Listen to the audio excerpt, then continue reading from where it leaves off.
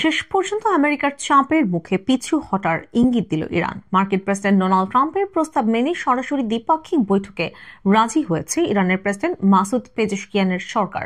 আগামী শনিবার দ্বিপাক্ষিক বৈঠক হবে বলে ওয়াশিংটন এবং তেহরানের তরফে ইঙ্গিত মিলেছে।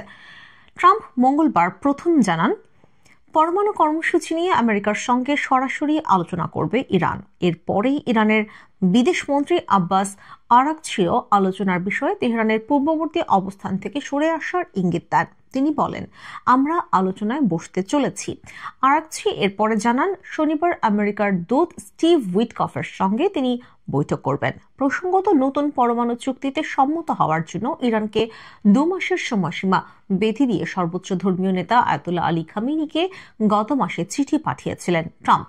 ওই চিঠির পরেই আরাগচি ওয়াশিংটনের সঙ্গে আলোচনার সম্ভাবনা খারিজ করে বলেছিলেন, আমেরিকার সঙ্গে আর কথাবার্তা এগোনোই সম্ভব নয় যদি না বিশেষ কিছু জিনিস ওরা বদল করে।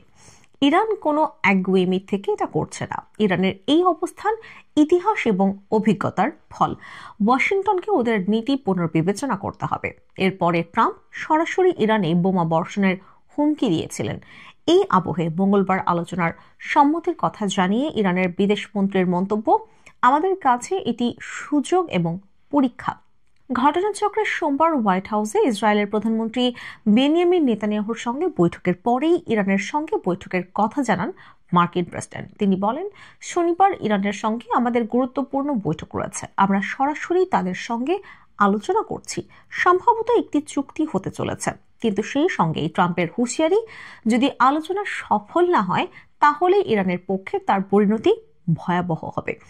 2018 সালে ট্রাম্পের নির্দেশে ইরানের সঙ্গে পরমাণু চুক্তি ভেঙে বেরিয়ে এসেছিল আমেরিকা।